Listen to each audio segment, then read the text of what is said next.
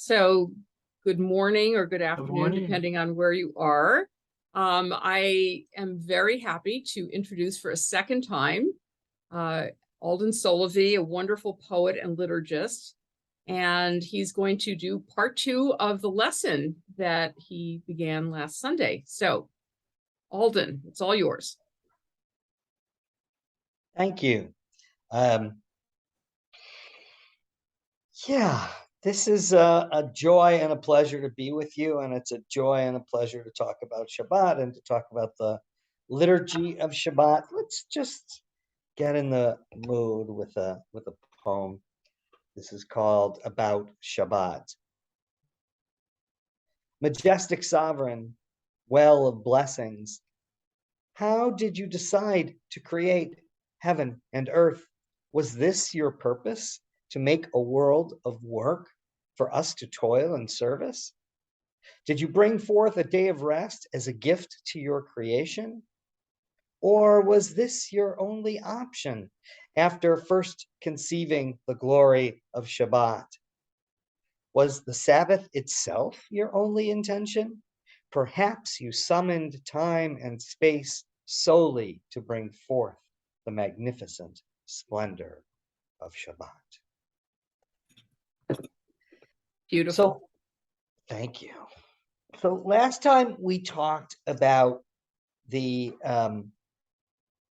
Shabbat from a thematic perspective. I'll start by reviewing that.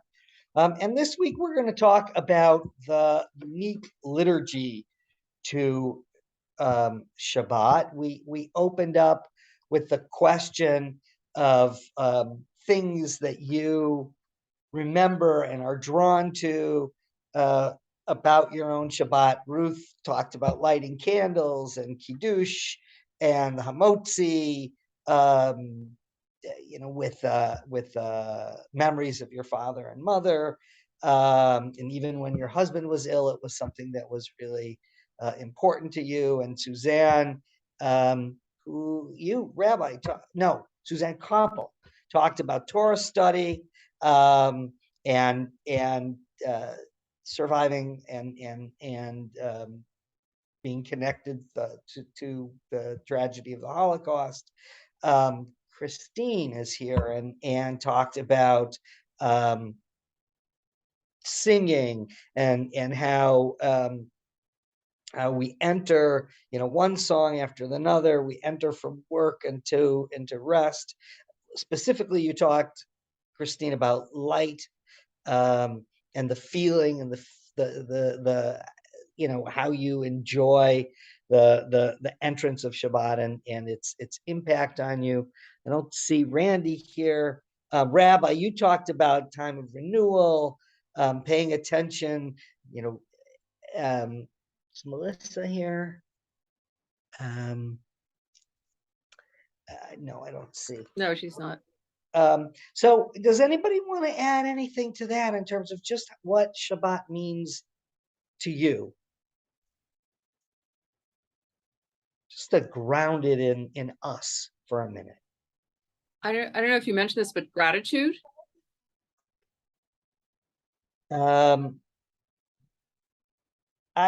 Gratitude is beautiful. I didn't put that down as a note from you, but maybe you said it and I know I'm just adding it now. So Yofi, cool. Certainly gratitude for the rest and for I think it's also, as we experience gratitude for the rest and for the gift of Shabbat, we also perhaps become more sensitive to the people out there in the world who don't have all of this. Beautiful. Beautiful. I'll add something, if I may. Please. Certainly, the Hebrew language comes into play in reciting the prayers. And the reverence certainly is there in saying the prayers, but also intellectually or intellectualizing in studying Hebrew. and trying to understand, at least pick out the words, thanks to my Malamed and mentor and guiders, Rabbi and Carol Lee, in studying Hebrew as an adult, in reviewing Hebrew as an adult.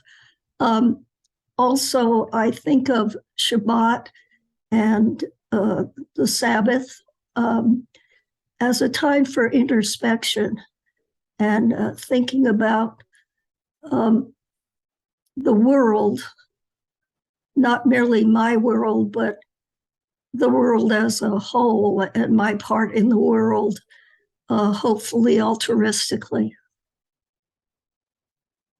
Beautiful, lovely. Thank you for that addition. We are going to spend a little time on the language of Shabbat as we talk about the liturgy. It's essentially our language for greeting Shabbat, bringing Shabbat in.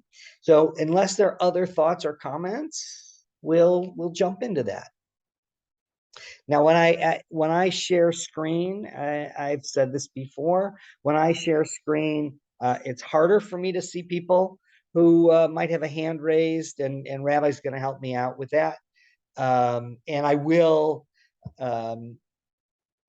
at times, break away from the slide deck and just check in and see if there are thoughts or comments. So this is the overview slide that we had last week, and I highlighted a few things.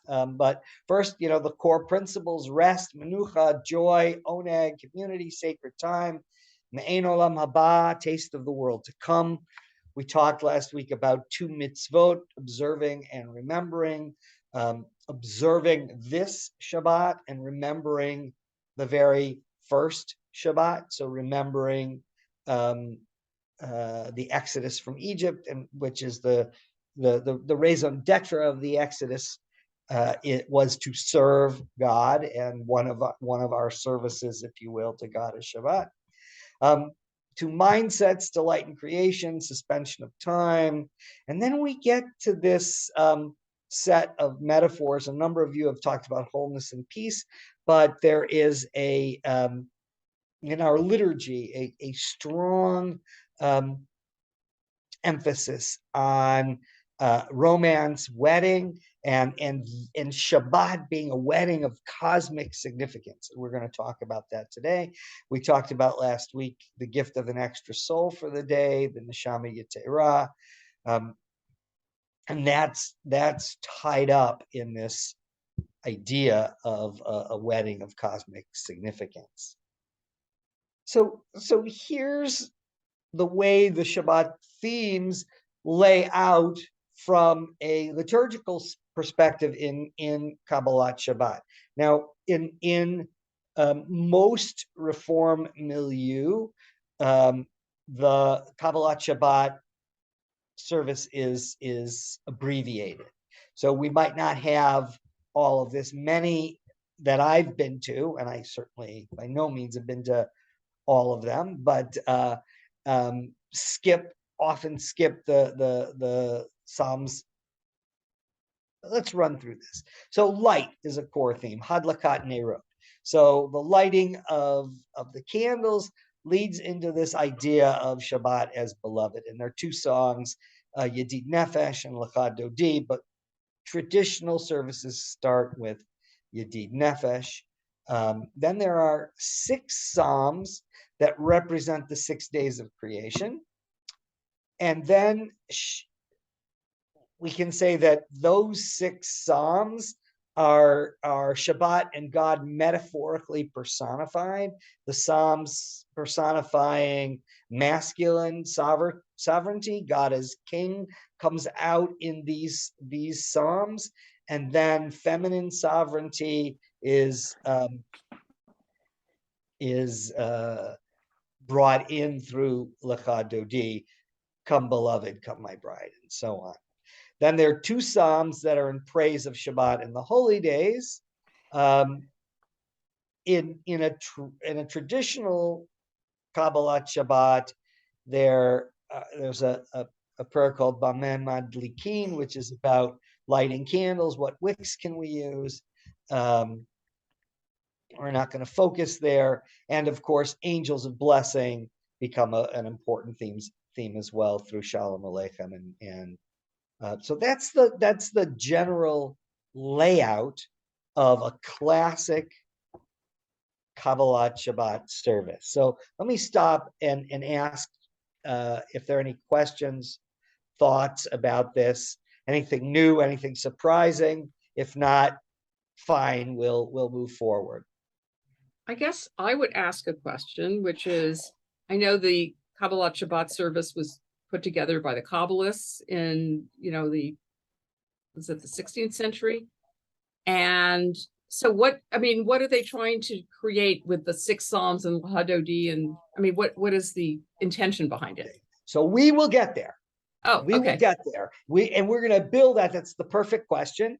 We're going to build that. Although I will say that actually Kabbalat Shabbat was built in different time periods. Bameh Madlikin, which is a study text from Talmud, is the earliest piece, and it was really in response to a debate of whether or not lighting candles was a custom or a commandment, a mitzvah. And then after that, the 2 Psalms that follow Kabbalat Shabbat were added, Mizmor Shir L'Yom HaShabbat. And then later, the latest edition is this set of Psalms and Lachadodi that was added by the Kabbalists in the 16th century. So it has evolved in ages. But what we think of, this musical, praise-filled section that from let's say Yedid Nefesh through Lachadodi, and there's a Kabbalistic interlude in there that we haven't talked about. Nonetheless, that's the innovation of the Kabbalists, and we're going to talk a lot about that. I have a question. Yeah, Melissa. Hi, good morning, everyone. So I actually feel like, and I'm sorry, I'm someplace very windy, so the camera is funky, but I always feel like that's the hokiest part of the entire service. And I hate to put it in those terms, but I like how sacred and how Torah focused the Shabbat services are. And yet this whole Sabbath bride issue, it just comes across to me as a bit artificial. So Gotcha. It was a creation of the Kabbalists, no doubt. But here's what I'm going to ask of you. mm-hmm. I'm going to ask you to take your skepticism, your feeling about it, and just set it to the side. You can have it back when we're done. You can have that, but just set it aside for the moment while we do this exploration, and maybe approach us with a fresh eye attitude. But there is absolutely no doubt. I'm here. Yay! that it was no doubt that it was a created custom, and there's some debates about it, actually. So you're not alone. Thank you. Great. I have a question. I don't know if you can hear me. The Shalom Aleichem at the end is basically the angels coming to the house. And I don't know, I'm getting it mixed up with another prayer, but it's sung in the temple, usually not the whole thing, but the end result is, leave in peace, the angels leave in peace.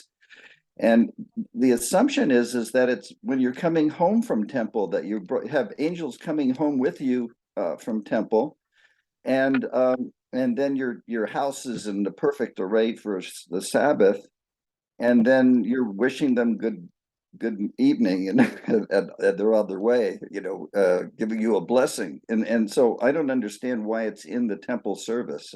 Is Right. So you're asking a really big question that I would rephrase as, why did the Reform movement take a variety of home practices and move them into the synagogue? Like lighting the candles, for example, gets done. That's a home practice traditionally. In the early days of Reform, a sukkah was set up on the bima, but people weren't necessarily asked to build a sukkah in their backyard. So a whole variety of practices got moved into the home. I think some of that was practical. Some of it was theological, and that I would commend that as a separate conversation to have with Rabbi or others about sort of the bigger question of what it means to move home practices into the synagogue, and that raises. So I'm going to talk about this in the more the classic sense of Hadlakat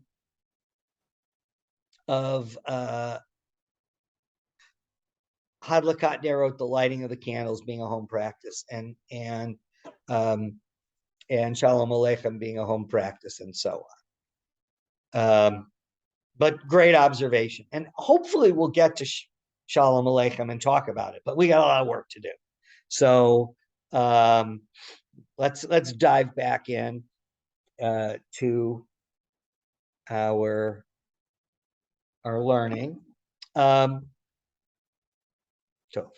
So this is the basis of Kabbalat Shabbat. It comes from Masechet Shabbat in the Babylonian Talmud, the Talmud Babli, and we're told that Rabbi Hanina would wrap himself in his garment and stand at nightfall on Shabbat Eve and say, "Come and we will go out to greet Shabbat the Queen." And Rabbi Yanai put on his garment on Shabbat, meaning a white garment, a special garment, and would say, "Enter, O bride, enter, O bride." Now this is what would we say, Rabbi, 1,000 years before Kabbalat Shabbat was invented, something like that. So this is the Talmudic idea that inspired the Kabbalists. So the Kabbalists of Savat in Jerusalem viewed the beginning of Shabbat as a mystical marriage.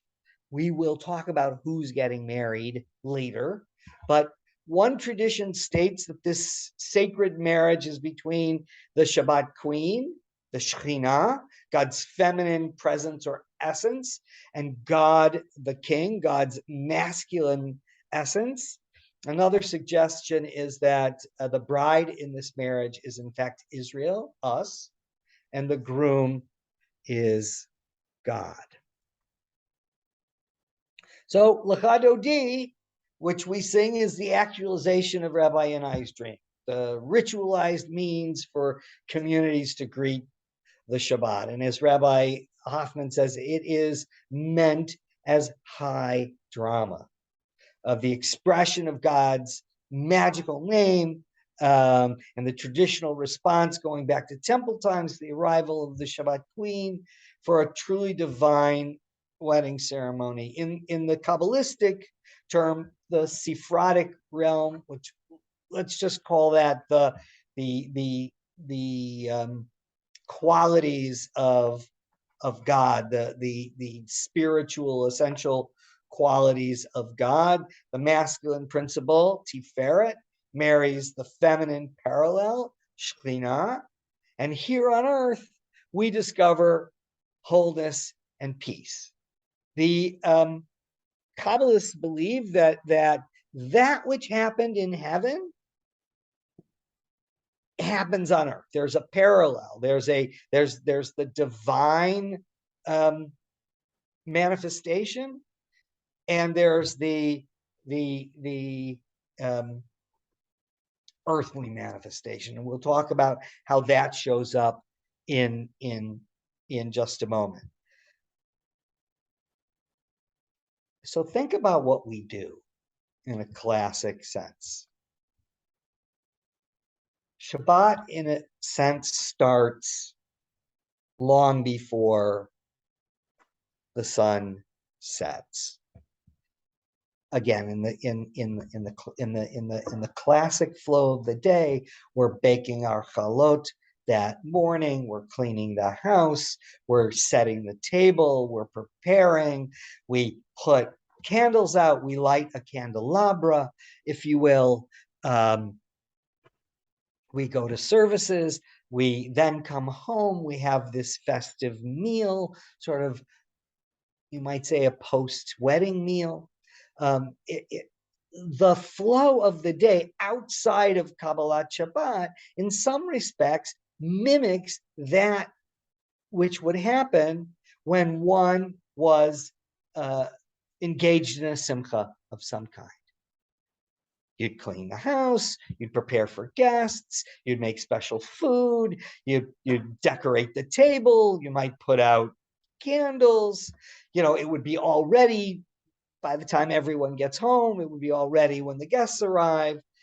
And in our metaphor, the angels are, as Harvey pointed out, are following us home. So I'm going to stop for just a second and ask for questions and comments. Any of the questions that I know I'm going to get to, I'm just going to say, yep, we're getting to that. But any questions or comments that you'd like to add from here? Yeah, Christine. Is there, am I imagining this, or is there a kind of back and forth and merger of community as home-based and community as temple-based, and that you're continuously weaving and placing the spirituality in both places, but with an acknowledgement that home is really the nub that contributes to this larger community? Am I like wacko on this? You can say yes. So one of the aspects of Jewish life, theology, practice is this relationship between home practice, communal practice, synagogue practice, private practice, and so on. And each of the movements have a slightly different take on it, but we do have an emphasis on things, on the home being a center of Jewish life, as well as the synagogue, temple being a center of Jewish life, as well as the Beit Midrash, the study hall, where we learn, being a center of Jewish life as well. So you're not making anything up. It's right there in how we view these institutions.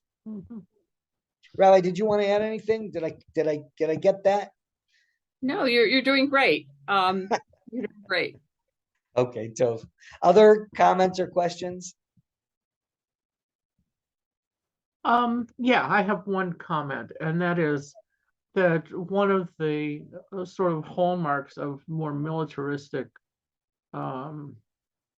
traditions, wherever they are, customs, is that there's a hyper masculinity imprinted on the notion of community. And in one of the attractions of Judaism is the embrace of the community being the queen. That basically it's a rejection of this notion that you have to be masculine to be whole. And this is very, very, very strong. And it's going to come out stronger as we look at this. So Great observation. Let's keep moving. And if there's something you want to chime in on, please raise a hand. Okay, so and Rabbi will let me know. Lecha Dodi, written by Shlomo Levi Alkabetz in the 16th century, in the 1500s. He moved to Svat. There were two centers of Kabbalism, Svat and Jerusalem. Moved to Svat in 1535. His gang, his center, it was Yosef Karo, Moshe Cordovero, Isaac Luria. This was the founder of Lurianic Kabbalah. Chaim Vital, Elazar Azikiri, who wrote Yedid Nefesh. This was this was like Greenwich Village during Bob Dylan's time. I don't know. It was the center of poetic innovation, the center of thinking about how meditation and alternative practice really could inform Judaism. It is an amazing, Lecha Dodi is an amazing poem. It cites Tanakh broadly. I believe it's the poem that cites our Bible most. It includes Isaiah, Hosea, Psalms, Chronicles, various books of Torah. It's mastery in terms of use of biblical quote, and it's an acrostic of the author's name, because this is what we did back in the day. We signed our work with an acrostic of poem. I have not written an Alden Solovy poem, nor do I intend to. But you should. I don't know. But thank you for the encouragement. Let's see. Okay, so here we are in the refrain. Come to meet the bride, beloved, come to greet Sabbath. This is right out of Song of Songs. So another one of the books of Tanakh that is quoted. So come, beloved, let's go forth into the field. So here's that idea of just going out into the field to greet Shabbat. So if you're going out into the field to greet Shabbat, you're moving toward the sunset, because Shabbat comes in as the sun goes down from the west. So one is moving from west to east.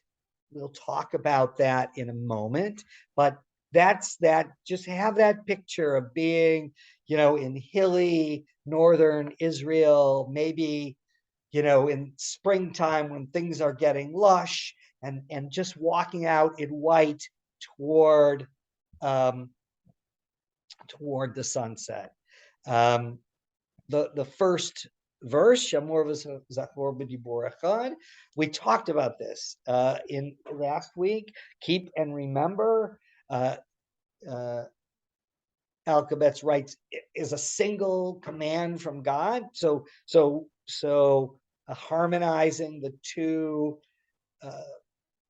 recitations of the Ten Commandments. In this sentence, we get an important Kabbalistic view. Zachar represents male. Let me see if I can get my tools of pen and pencil up. That's the button. They change things on. I know. Every time they change it, you have to learn it all over again. Right. So here we have Zachor.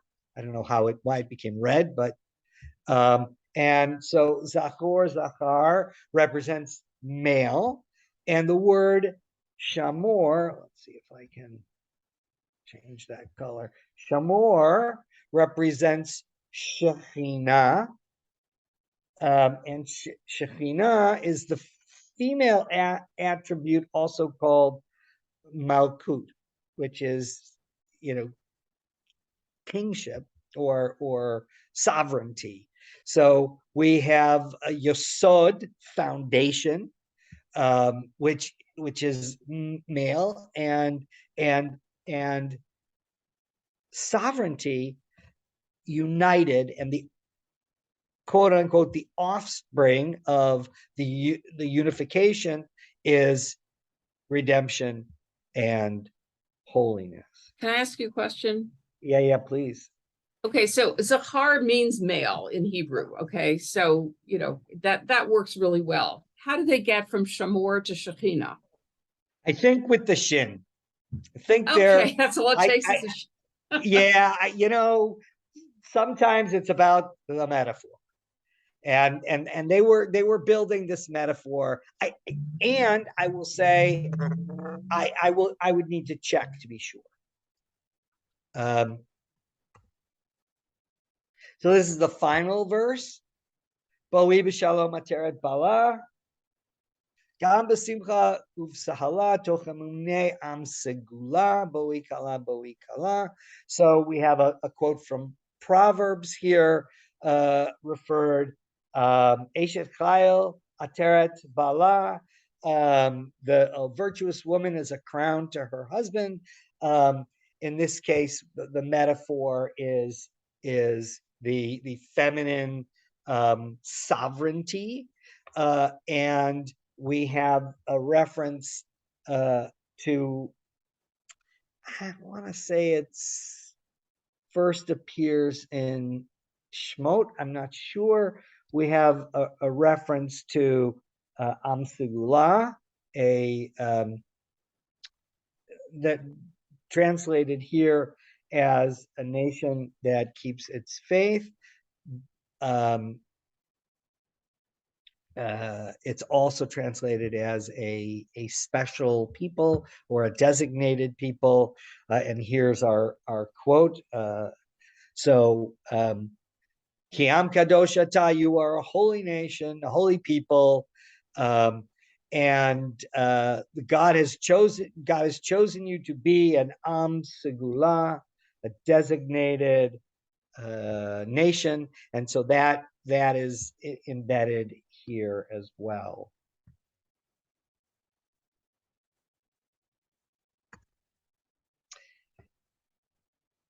And it refers also to the Zohar. So it's a chock-a-block full quote. She is crowned below by the holy people, and all of them are crowned with new souls. In other words, when Shabbat is crowned by the holy people, meaning we crown God, all of us are given this neshama yetera.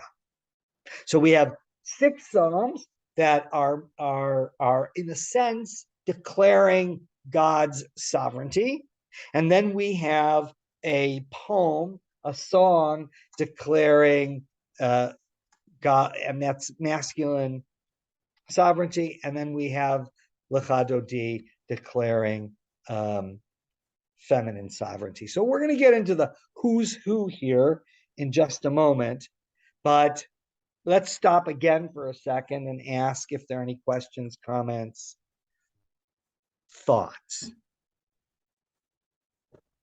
Yeah, Christine. There's an interesting sort of play here about sovereignty, that you really can't be a complete sovereign until you're crowned, and that the community is the crown. So if you will, the covenant is both, not just, God alone, but because you have to have people, okay, and that we are, we together enshrine God as our maker, our being that is special to us, and vice versa. And that's a core theme of the high holidays. We enter the high holidays crowning God as sovereign, and then once we crown God as sovereign, we then accept God's judgments. So yeah, that's absolutely built in. Other thoughts or comments? Okay. So we're building this case for Kabbalat Shabbat. Now, before we, I'm going to jump back for just a second. So let's think about this idea of going out into the field and greeting Shabbat. So during the week, we have Shabbat in the West and sovereignty, in a sense, in the East. Only on Shabbat, coming of Shabbat, does feminine sovereignty turn to face East, and masculine sovereignty turns to face West, and they approach each other. And that's the metaphor that is taking place, that masculine sovereignty and feminine sovereignty, in a sense, we could say, representing the whole set of gender identities. We've got, everything covered in this metaphor, and they come to meet each other. And when they come together, that's when Shabbat occurs. Now, I have to tell you that Moshe Cordovero did not like this idea at all, would not go out in the fields. His thought was Shabbat, yes, Shabbat comes from the East, but it also comes from Shamayim, from God, from the heavens. And in fact, it was too much of a anthropomorphization of Shabbat to do that. So Cordovero did not participate in the going out in the fields, but did participate in the Kabbalat Shabbat service, because the metaphor is powerful. And I think we can see an aspect of how powerful the metaphor can be when we ask this question of who's who in this marriage of cosmic significance. So we have this line from Isaiah: "For your maker is your husband. Adonai of hosts is God's name, and your Redeemer, the Holy One of Israel, is called the God on earth." Okay, so maybe in this case, God is the masculine and Israel is the feminine. But we got a lot of options.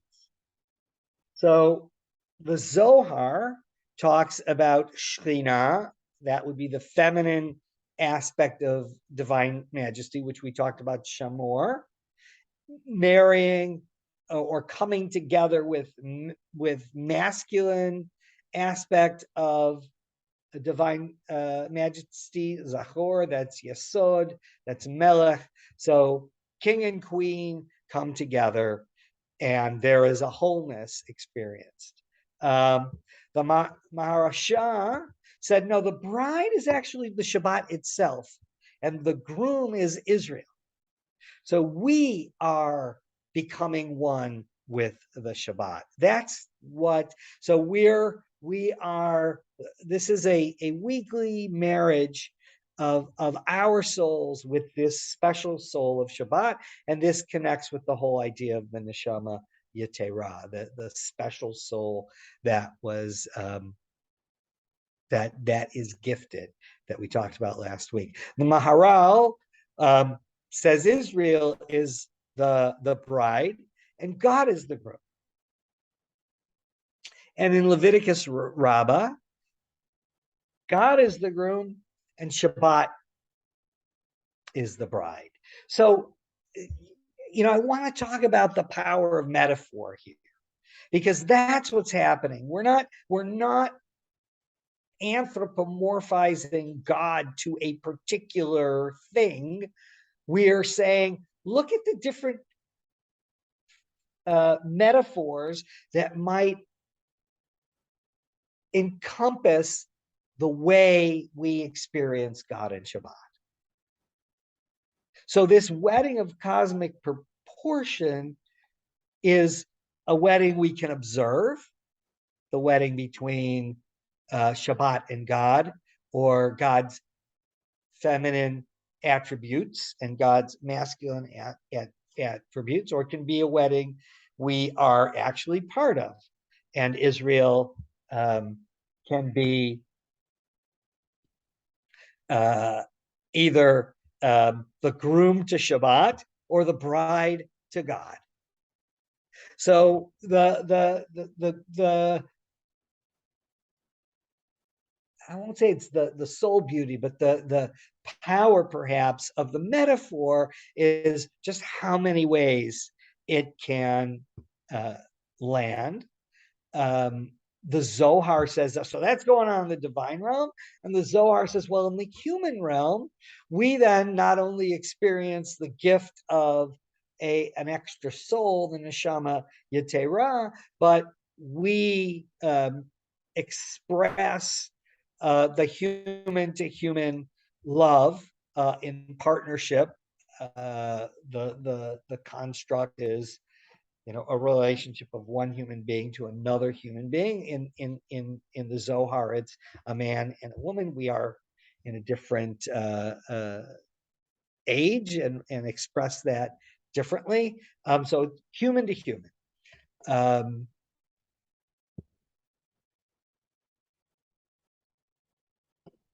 Yeah, Christine.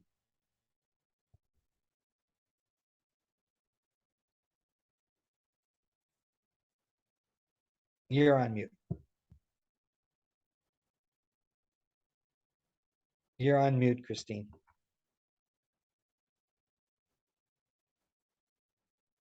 Sorry about that. That's probably a good idea though. But the connection between God and the people is so complex and so big and so hard to get your head around. And we are human, and therefore we're stuck with like human conceptualizations. And that what is uniquely human, actually, unless we really crack the code of the dolphin, is metaphor. We are the ones who make metaphors. As charming as the bonobos are, they don't make metaphors. And that that metaphoric is one way of trying to conceptualize this thing that is really so hard to get your head around. And the spirituality is so powerful and so complex that that here we are. We can make these little metaphors that are helpful, but they can't possibly encompass it. So I teach a program called Mysteries of the Machzor, and I talk about the Avinu Malkeinu in the context of the metaphors for God. And if you look in Mishkan Nefesh, in like I don't know if it's a 20-page block, there are easily 50 different metaphors for God. And so,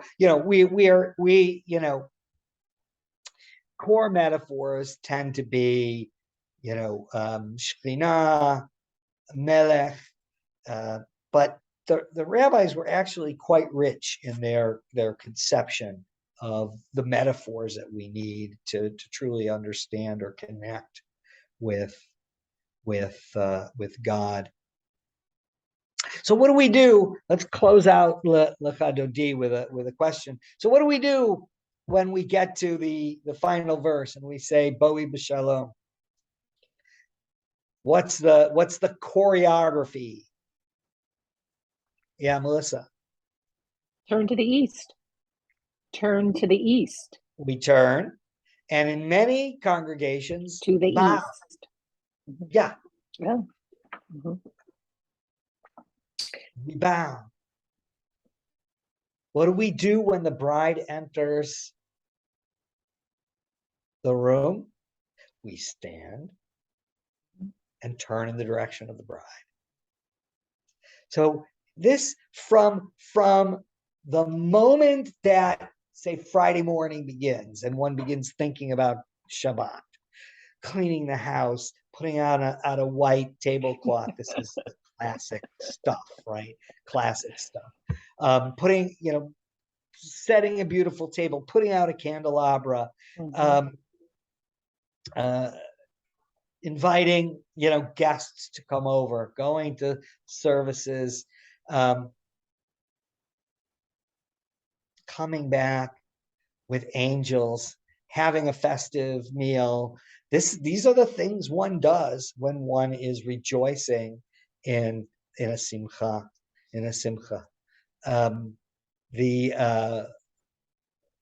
So the metaphor sort of carries throughout the day. The Kabbalat Shabbat service is considered the betrothal or the engagement. The wedding actually takes place during the Ma'ariv service. So from the Baruch forward, and we add a prayer Vayechulu.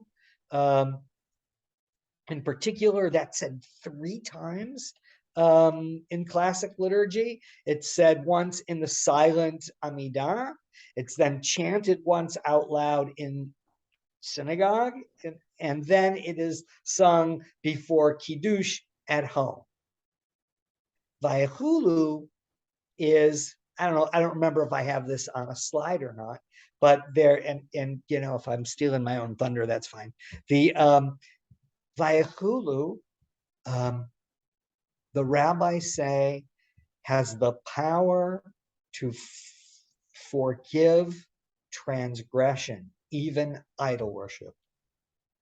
If one recites Vayechulu, and that's why it's said 3 times, so that someone who might be late to services or not make it at all is going to hear Vayechulu some way or other, because it has this power. Now, of course, that's another metaphor. That's another or another Bobby Mainzi. But the idea that it is important to remember that God rested on the 7th day and hallowed it and made it holy, and that just that act has a profound cleansing element for the soul. Alden, can you explain to them what that prayer is about? Because we never do it here. Oh, great. Yeah, I was thinking, I don't recognize it. Well, so that is Genesis chapter 2, verse 1 to 3. And God had finished all that God had done in making heaven and earth. And I'm not going to know it by heart in English. And on that day, God rested and made the Sabbath and sanctified it and made it holy. Blah blah. So that's the bit. It's traditionally added in the middle of the Ma'ariv Amidah on Shabbat. So the immediately following Kabbalat Shabbat. It's then in a traditional congregation sung in a 3-4-part liturgy that is in lieu of a repetition of the Amidah, in lieu of the out loud recitation of Tefillah, of the standing silent prayer. And then it is also used as the introduction to Kiddush. So twice in services and once at home. So I have a we've question. Never been forgiven for anything because we never recite it. Well, so really, Rabbi, you've dropped the ball, babe. Melissa, you had a question? Yeah, I do. So I was intrigued at the last week, you talk about how in Jerusalem everything begins to shut down and there's the whole feeling of Shabbat. I was just listening to Park Avenue Synagogue. They had a speaker from something called One Table, which is just designed to try to help people put on a Shabbat dinner. We're in such a different place in the United States than what you described. That, getting people to observe Shabbat to where we are in this class trying to understand Shabbat there's a big canyon in between those concepts. And I envy you having a community that in sync starts to, like an entire city observing Shabbat. It's quite different in California. Yeah, it is quite an experience. It's quite a blessing. I would say most likely the old city of Svat has that same sort of experience. And I would say that I'm sure there are Orthodox neighborhoods in which there's a similar, but not exactly the same sort of energy. The challenge there is you have that energy, but what goes along with it is philosophies that may not be consistent with a lot of what people want to admire. In other words, the Orthodox are not particularly perceived as tolerant, which to me seems very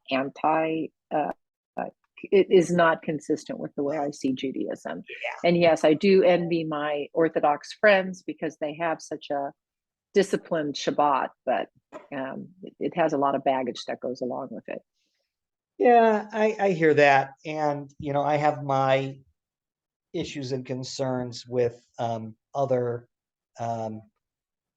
tribes in our broad tent of Judaism. Mm-hmm.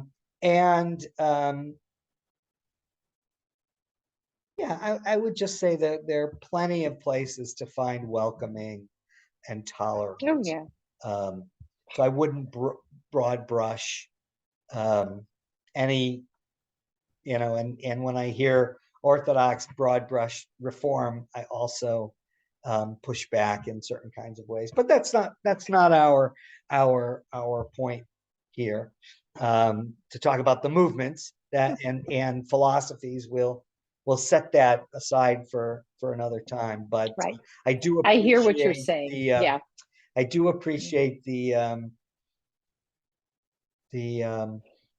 understanding that a lot of the Shabbat energy is created in community. So we still have choices. Yes, who we're going to hang out with on Shabbat, what we're going to do, how the day and the evening is going to look, and so on. I gotta say we have not touched a couple of points. I want to mention so that's pretty much for Kabbalat Shabbat. I want to talk about a couple of things quickly. The lighting of candles is the first mitzvah that ushers in Shabbat, and according to Hasidism, it brings down a great blessing to the people. Elliot Dorff's comment here is wonderful. It's about the dialogue between human and God in the making of Shabbat, that we can say the blessings for candles any day of the week, and that's not going to make Shabbat. And we can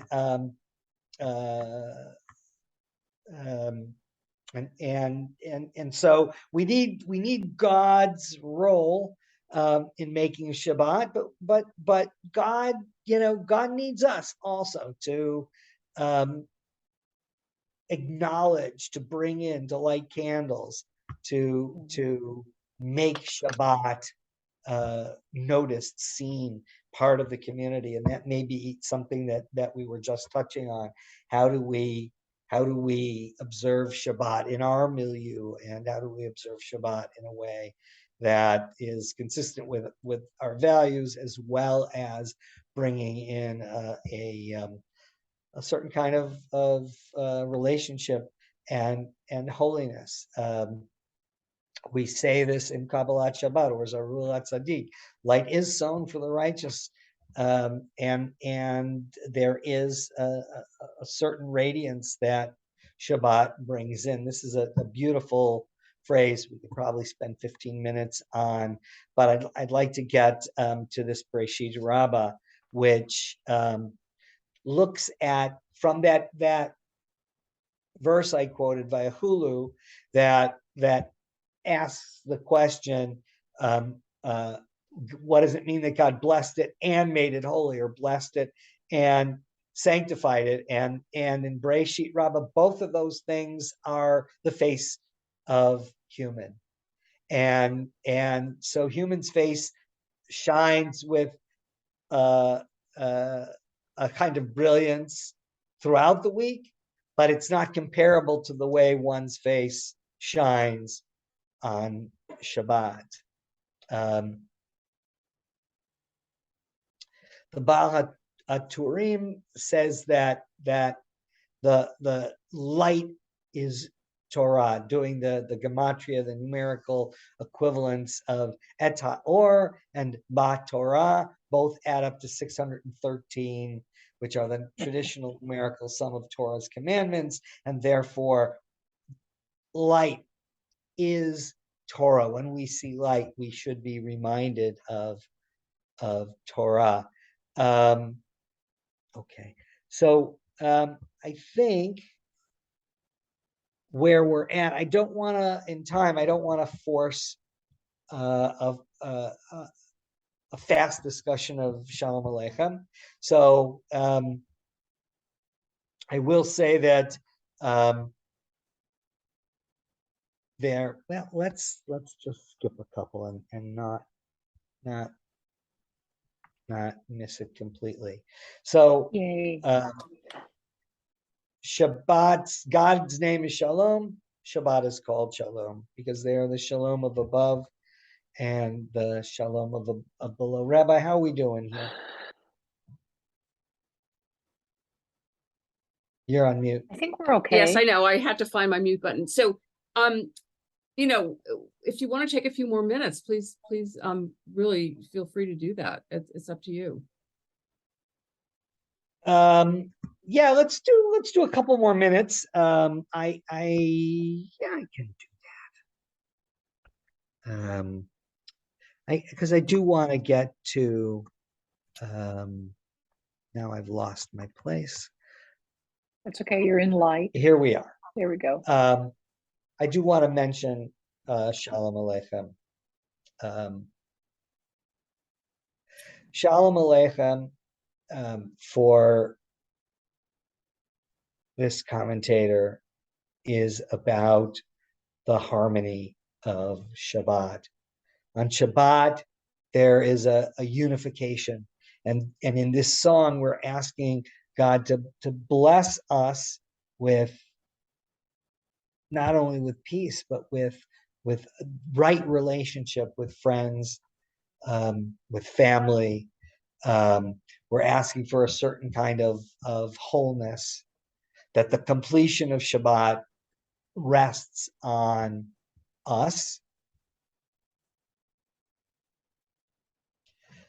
During the week, she writes, there is the working you, the family you, the day-to-day you, but on Shabbat, you are focused with everything in harmony, family, learning, joy, and life. And that, in one way, is the power of the metaphor of the angel bringing us or ushering us to a certain kind of peace, ushering us toward right relationship with one another.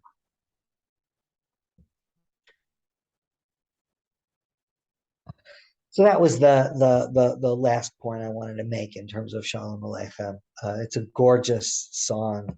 I understand you sing it in your congregation each week. So that was our time together. I apologize for it being a bit of a fire hose of information. We we scratched the surface in a really good way. I appreciate all of your participations, your comments, your thoughts, and your being here. I can close with a poem if you'd like, Rabbi. Is there something you Please, want to that would be say? lovely. That would be lovely. Okay, this is called Shabbat is the Place. Shabbat is the place where time and space meet without questioning how the beginning began or how the ending ends. Shabbat is the place where song and silence meet, blessing each other with the gift of rest. Shabbat is the place where dreams and angels meet, yearning together for a world of peace. Shabbat is the place where holiness and eternity meet, praying together for the world to come. Always beautiful. Always beautiful. Thank you so very much. Thank you. This was very, very Thank insightful. I learned a lot of things that I did not know about Lecha Dodi, and I'm sure everyone else did as well. So thank you so much. We really appreciate your insights and the beauty of the language that you are able to bring up, and all the beautiful metaphors. Yes. Really appreciate it. Thank you. have- Thanks for coming, friends. Yeah, great. Thank you so have made much. Thank Shabbat, you. you have made Shabbat even more meaningful. absolutely. I really learned an awful Thanks, lot. Caroline. And Yes. will really, when we sing these songs for Kabbalah, really now understand a lot more about Absolutely. what's in the songs. It's true. Absolutely. Fabulous. Fabulous. Right. Music to my Well, ears. Shavua Tov to everybody. Shavua Shabbat tov. Wonderful. Bye-bye. Thanks Thank so you, much. Toda. Thanks, you. Rabbi. Thank you. Thanks, Lovely. friends. Thanks, Rabbi. And thank Bye. you. Yeh b'kesher. Okay, Alden. Yeah. This was fantastic. Thanks, Christine.